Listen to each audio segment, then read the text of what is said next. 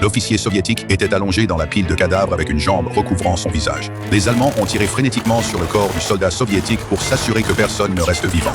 Heureusement, l'officier a esquivé toutes les balles. Après le retrait des Allemands, il était nerveux et a vomi. Il s'est soigneusement extrait de la pile de corps. C'est alors qu'il a remarqué 2 Allemands dans un bâtiment de l'autre côté de la rue. Il a sorti un fusil des corps et ajusté sa respiration.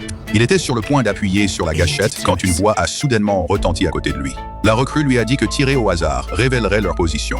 L'officier l'a regardé et a appuyé sur la gâchette malgré tout. Mais il n'y avait pas de balle dans le fusil et sa main tremblait alors qu'il essayait de tirer sur le verrou. À ce moment-là, la nouvelle recrue s'est approchée en rampant, a pris le fusil dans sa main et a habilement tiré sur le verrou, insérant les seules 5 balles restantes dans la chambre. Il a finalement tendu le fusil à l'officier et lui a dit d'attendre qu'il y ait une explosion avant de tirer pour cacher sa position. Puis il a commencé à observer les Allemands. L'officier a pris son fusil et commencé à viser, mais les Allemands de l'autre côté de la rue continuaient à bouger.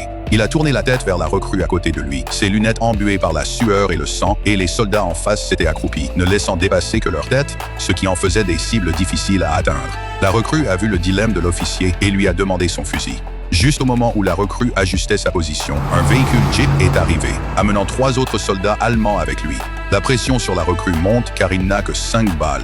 Il y avait 5 ennemis et il devait réussir chaque tir. À ce moment-là, l'officier est accidentellement repéré par les Allemands et se cache précipitamment. Soudain, une explosion retentit et la recrue n'hésite pas à tirer et tuer l'officier chauve. Les autres Allemands ne l'ont pas remarqué. Puis il a habilement rechargé son arme et pris la visée. La foule regardait vers le haut. Les foules alertées ont réalisé que quelque chose n'allait pas et se sont précipitées au sol. À ce moment-là, il a immédiatement tiré un 3e coup. La foule qui était couchée a essayé de lancer une grenade et il a levé la main et tiré à nouveau.